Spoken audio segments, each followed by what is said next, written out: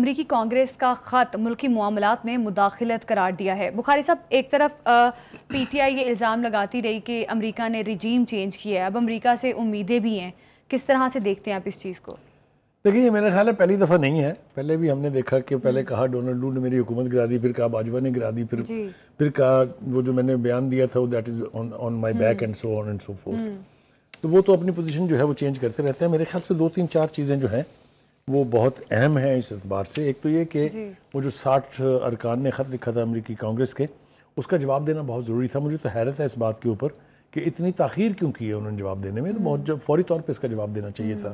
لیکن میرے خیال سے یہ بھی اچھی بات ہے، جلد وہ کہتے ہیں نا دیر آئے درست آئے، تو کم از کم اور کچھ نہیں تو ہمارے جو ارکان پارلیمنٹ ہیں ان کی غیرت جاگی ہے۔ وہ 160 بندوں نے ایک خط جو ہے وہ لکھ دیا چیف پرائم منسٹر صاحب کو، اور اس میں جیسا آپ نے کہا کہ اسے کھلی جو ہے اندرونی معاملات میں مداخلت قرار دیا گیا ہے۔ لیکن انہوں نے اس موقع کا فائدہ اٹھا کے پھر امریکہ کی تھوڑی سی غلط فہمی دور کرنے کی کوشش کی ہے۔ وہ یہ ہے کہ انہوں نے بتایا ہے ان کو کہ یہ آپ جس بندے کی حمایت میں بول رہے ہیں، وہ ایک تو یہ کہ وہ جیل میں کسی سیاسی ضمیر کے قیدی کے طور پر نہیں ہیں، بلکہ عدالتوں سے سزا ملی ہے انہیں، جس کے نتیجے میں وہ جیل بھگت رہے ہیں۔ ایک تو یہ وضاحت بہت ہے۔ دوسری بات وہ یہ کہتے ہیں کہ جناب جب وہ طالبان کی ہمدردی کر رہے تھے اس وقت تو آپ کو بڑی تکلیف تھی، جب وہ ان کے دفاتر کھول رہے تھے یہاں پر، جب وہ لا کے انہیں واپس بسا رہے تھے یہاں پر، تب تو آپ خاموش تھے۔ وہ یہ کہتے ہیں کہ امریکی ارکان کانگریس کی اتنی اندھی تقلید ایک ایسے شخص کے بارے میں جو ان پر الزام لگاتا رہا ہے کہ انہوں نے ہماری حکومت گرائی ہے، وہ ہمارے لیے حیران کن ہے۔ یعنی یہ اس کو نہ صرف یہ کہ انہوں نے اپنے بیان کو کوالیفائی کیا ہے مثالیں دے کے، انہوں نے یعنی جو شواہد ہے اور جو جس کو کہنا چاہیے ثبوت ہے، ان سب کو تفصیل کے ساتھ مینشن کیا ہے اس خط میں۔ میں اس کے چیدہ جو بخاری صاحب، سوری فار انٹرپشن، آپ کو کیا لگتا ہے کہ انٹرنیشنلی کوئی لابنگ کی جا رہی ہے؟ جس طرح سے برطانیہ کے پارلیمنٹیرینز نے خط لکھا، امریکی کانگریس کے اراکین نے خط لکھا، پھر اسرائیلی اخبار میں بانی پی ٹی آئی کے آرٹیکلز کا چھپنا، پھر چانسلر کے لیے خود کو نامزد کرنا، تو یہ جو تمام تر چیزیں ہیں یہ تو اسی طرف اشارہ کر رہی ہیں کہ شاید انٹرنیشنلی بھی کوئی لابنگ چل رہی ہے۔ دیکھیے، لابیز جو ہے وہ کام کرتی ہیں، اور خاص طور سے جب امریکہ میں الیکشن ہو رہے ہوتے ہیں تو پھر اس قسم کی لابیز جو ہیں وہ بالکل فل فلیجڈ ایکشن میں ہوتی ہیں۔ یہ خط بھی اسی لابیز کی ایفرٹ کے نتیجے میں لکھا گیا تھا، اور جیسا میں نے پہلے کہا کہ اس خط میں جو کچھ بھی تھا وہ تو ہم پروگراموں میں بتا چکے ہیں، لیکن اس خط کا جواب دیا جانا بہت ضروری تھا، اور بالآخر جیسا میں نے کہا دیر آئے درست آئے، خط کا جواب جو ہے وہ دے دیا گیا ہے۔ 2-3-4 باتیں جو اس خط میں اہم نوعیت کی ہیں وہ یہ ہے کہ وہ کہتے ہیں کہ عمران خان نہ ہی انسانی حقوق کے اور نہ ہی جمہوریت کے چیمپئن ہیں۔ یہ بات بالکل آپ غلط، یعنی ان کی بات کی تردید کی گئی ہے۔ دوسری بات یہ کہ وہ کہتے ہیں کہ جو ان کے طالبان سے متعلق معذرت خواہانہ بیانات تھے وہ پارلیمانی جمہوریت کی توہین اور سفارتی اقدار کی بھی توہین ہے۔ پھر وہ یہ کہتے ہیں کہ پاکستان تحریک انصاف کی یہ مسلسل کوشش رہی ہے کہ ہر انتخابی عمل کو ڈسپیوٹڈ بنایا جائے، چاہے وہ 2013 کے الیکشن تھے، چاہے وہ 2018 کے الیکشن تھے، چاہے وہ 2022 یعنی جو 2024 کے الیکشن ہیں۔ کہنے کا مطلب یہ ہے کہ وہ کسی بھی الیکشن کو ماننے کے لیے تیار نہیں ہیں۔ دوسری بات یہ ہے کہ انہوں نے 3-4 موقعوں کے اوپر سٹیٹ کے خلاف ایک طرح کی بغاوت کی ہے، چاہے وہ 2022 مئی کے واقعات ہیں، چاہے وہ 9 مئی 2023 کے واقعات ہیں، چاہے وہ اسلام آباد کیپٹل کے اوپر چڑھائی ہے، چاہے وہ ایک صوبے کو دوسرے صوبے کے مقابلے میں کھڑا کرنا ہے، چاہے وہ سرکاری اہلکاروں کو بغاوت پر مجبور کرنا ہے۔ یہی ڈویژن انہوں نے فوج میں کرنے کی کوشش کی جس میں وہ کامیاب نہیں ہوئے ہیں۔ جو لوگ اس کے اعلیٰ کار بنے تھے وہ سزائیں بھگت رہے ہیں۔ اس وقت ایک 3 اسٹار جنرل کا فیلڈ کورٹ مارشل ہو رہا ہے، آپ کے سامنے ہے سب کچھ۔ تو یہ سارے حقائق انہوں نے ان کے سامنے خط کے رکھے ہیں۔ لیکن اب ہم تھوڑی سی ذرا خط سے ہٹ کے تھوڑی سی بات کر لیں۔ دیکھیے بخاری صاحب، خط سے ریلیٹڈ ایک اور سوال ہے میرا، آپ کو کیا لگتا ہے ٹائمنگ جو ہے اس خط کے جواب کی اس کو کس طرح سے دیکھتے ہیں؟ کیونکہ ایک طرف یہ بھی چل رہا ہے کہ بانی پی ٹی آئی شاید رہا ہونے والے ہیں، ان کی رہائی ممکن ہونے والی ہے، اور پھر ساتھ ہی ساتھ اب پارلیمنٹیرینز نے اس خط کا جواب دیا ہے، جبکہ کانگریس اراکین نے تو بہت پہلے سے یہ خط لکھا ہوا ہے. تو ٹائمنگ کو کس طرح سے آپ دیکھتے ہیں؟ دیکھیے، ایک تو ٹائمنگ ہے، دوسرا میں نے آپ کے پہلے سوال کا مکمل جواب نہیں دیا تھا. میں درگزر کرنا چاہ رہا تھا، لیکن اب میرے خیال سے اس سوال کے بعد وہ ضروری ہو گیا. ایک تو یہ کہ دیکھیے، برطانیہ کے لوگوں نے خط لکھا. آپ کو معلوم ہے برطانیہ میں لابنگ کون کر رہا ہے کہ نہیں معلوم ہے؟ ہم بتا دیتے ہیں اپنے ناظرین کو. وہاں ان کی سابقہ بیگم ہے اور جن کے بھائی کی لابنگ کے لیے یہاں سے as a prime minister Pakistan کے وہ گئے تھے، اور ایک مسلمان کے خلاف جو ہے انہوں نے جا کے وہاں کیمپیننگ کی تھی.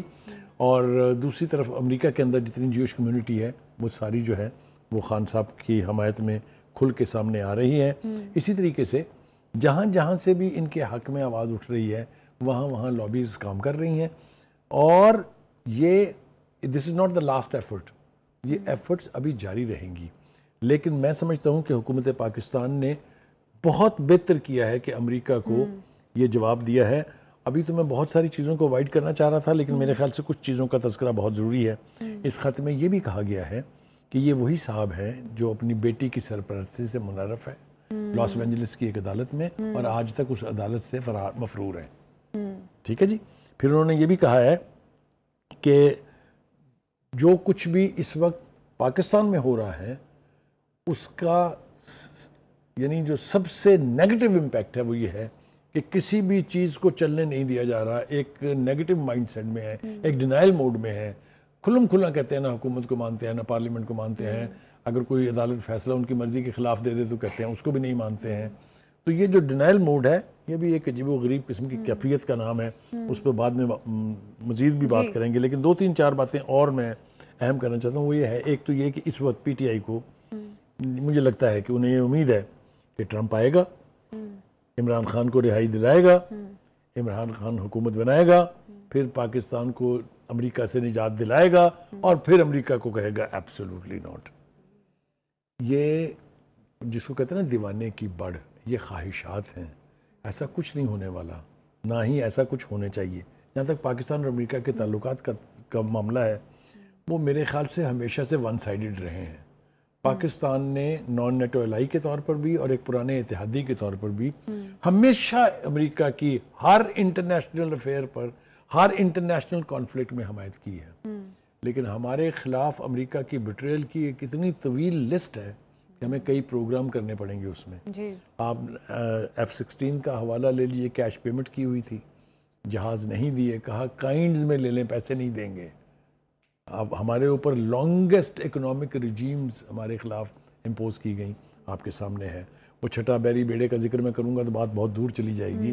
تو امریکہ کی بٹریل کی ایک طویل لسٹ ہے. ہمارے نیوکلیئر پروگرام کے حوالے سے اگر آپ دیکھیں کہ امریکہ، اپنے اسرائیل اور بھارت، یہ تینوں مل کے کس قسم کا نیگیٹو پروپیگنڈا کرتے رہے ہیں، اور کس طرح انہوں نے ایک پیچ بھی ہمیں کہیں دنیا سے خریدنے کی اجازت نہیں تھی. تو پاکستان تحریک انصاف کی امیدیں وابستہ کری ڈونلڈ ٹرمپ کے صدارتی جیت سے کہ وہ صدر بنیں گے تو شاید ہمارے لیے کوئی ریلیف ہوگا. رانا ثناء اللہ نے بھی یہ بات کہی ہے کہ ٹرمپ کے کہنے پہ اگر بانی پی ٹی آئی رہا ہوتے ہیں تو یہ تو پھر بدقسمتی کی بات. اس نے کہا پھر آپ کو ٹرمپ مبارک ہو. ایک دفعہ نہیں کہا، 3 دفعہ کہا ہے مبارک ہو مبارک ہو مبارک ہو. دیکھیں امریکہ کی جو پریزیڈنشل الیکشنز ہیں اس میں اس طرح کی درفتنیاں چھوڑی جاتی ہیں. لیکن ایک بات یاد رکھیں، صدر ٹرمپ ہو یا جو بائیڈن، اوباما ہو یا کینیڈی، کوئی بھی ہو، ریگن ہو یا جتنے بھی صدر گزرے ہیں، امریکی انتظامیہ جو ہے، جو ایڈمنسٹریشن ہے امریکہ، اس کی پالیسیز کبھی نہیں بدلتی ہیں. آپ مجھے کسی ایک امریکن پریزیڈنٹ کا نام بتائیں جس نے کبھی آج تک ایک لفظ نیگیٹو کہا ہو اسرائیل کے بارے میں. تو ان کی پالیسیز چینج نہیں ہوتی ہیں. وہ مائنڈ سیٹ ہے. مسلمانوں کی تباہی کے لیے امریکہ کوئی کسر جو ہے وہ یعنی نہیں چھوڑتا ہے. اور چاہے وہ افغانستان ہے، چاہے وہ عراق ہے، چاہے وہ کوئی بھی ملک ہے، وہ ایک مائنڈ سیٹ ہے جو یعنی جوش ڈومینیشن کے تحت کام کرتا ہے.